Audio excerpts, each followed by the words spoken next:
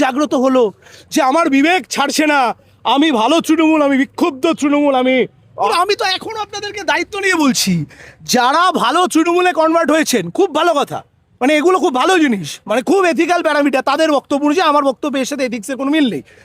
আপনারা একটা minimum councillor পোস্টের জন্য কন্টেস্ট করুন, ছেড়ে দিন, সব ছেড়ে দিন। যে সিটগুলোতে আছেন এমএলএ হোক, এমপি হোক, কাউন্সিলর হোক, সবগুলো থেকে সবার প্রথমে বলুন আগে রিজাইন করতে। রিজাইন করে একটা বাই ইলেকশন হবে, নিজেরা নিজেদের মতো করে একটা কন্টেস্ট করে দেখান, কন্টেস্ট করে জিতে দেখান, তারপরে এসব বড় বড় বাতেলাবাজি কথাবার্তা কি করে হবে না হবে দেখে নেবো। আর কাল 4টের পর আপনি আবার আসবেন, আবার আপনাকে সেম কথা বলবেন। আচ্ছা, নাচানাচি হবে না, নাচানাচি শহীদ দিবসের দিনটা আমরাও সমর্থন করি না। প্রথম কথা, এটা তো নাচানাচির দিন নয়, শহীদ দিবস মানে একটা দুঃখের দিন, একটা কষ্টের দিন, এটা আনন্দের দিন নয়। দাঁড়ান, লেট মি ফিনিশ, আমি শেষ করি, তারপরে আপনি কোয়েশ্চেনটা রাখবেন, আমি উত্তর দেবো। নাচানাচি হোক সেটা আমরাও কখনো চাই না। এবার ঋতব্রত বাবুরা বলেছেন ওনারা যদি আসল তৃণমূল হন, তাহলে 4 মে 2026 বেলা 12টার আগে তাদের এই আসল তৃণমূল হওয়ার এই যে পরিবর্তনশীলতাটা, সেই পরিবর্তনশীলতাটা মনে পড়েনি কেন? 4 মে 2026 বেলা 12টার পরে গিয়ে হঠাৎ মানে তাদের ভিতরে একটা আলাদা বিবেক জাগ্রত হলো যে আমার বিবেক ছাড়ছে না, আমি ভালো তৃণমূল, আমি বিক্ষুব্ধ তৃণমূল, আমি কি এই নিয়ে নেবো সেই নিয়ে নেবো। 4 মের আগে কোথায় ছিল? 4 মে 2026-এর আগে এনাদের এই যে এত বিবেক, এই বিবেক কোথায় ছিল? ভেতরে ঢুকেছিল বিবেক, নাকি সেই অবস্থায় আসছিল না? আজকে এই সময় দাঁড়িয়ে আমরা 4 মে 2026 পরে প্রথম বাংলার বুকে সর্বপ্রথম শহীদ দিবস পালন করতে চলেছি, এবং এই যে দেখছেন পেছনে এই ব্যানার, ওই একজনেরই ব্যানার থাকছে, মমতা বন্দ্যোপাধ্যায়। ওনাকে ছাড়া কেউ মানুষজন কিচ্ছু চিনবেন না।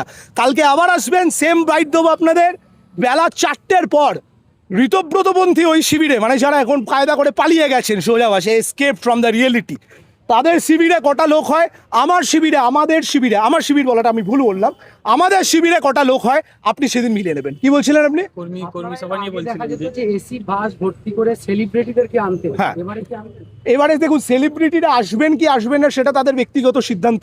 সেলিব্রিটিদেরকে তো আমি গালে চুমু খেয়ে কোনোদিনের জন্য বলতে পারবো না যে ভাই আপনি আসুন, বা না ভাই আপনি আসবেন না, এটা ওনাদের ব্যক্তিগত সিদ্ধান্ত, এটা নিয়ে আমার কিছু বলার নেই। কে আসবেন না আসবেন আমার কোনো আগ্রহ নেই। শুনুন ভাই, সাধারণ মানুষ আসলে আমাদের হলো, অতীতে আমাদেরও কিছু ভুল ত্রুটি 100% ছিল, এটা নিয়ে কোনো ডাউট নেই। আর আমি একদম ব্লাইন্ড ফোল্ডেড পার্সন নই যে নিজেদের ভুলটাকে স্বীকার করতে পারবো না। আমাদের অতীতে বেশ কিছু জায়গায় কিছু কমপ্লিমেন্টারি এরার ছিল, সেই এরারগুলোকে বেনজলগুলো দেখুন, পুঁজ রক্ত বেরিয়ে গেলে ঘাটা তাড়াতাড়ি শুকিয়ে যায়। আজকে সেই জায়গাটাকে রিফাইন করে আমরা নতুন করে চেষ্টা করছি দলটাকে ঘুরিয়ে দাঁড় করানোর। এবং আজকে যদি কেউ না আসে, শুধু মমতা ব্যানার্জি একা থাকবেন, তারপরে দেখবেন শুধু কালো মাথার ভিড়।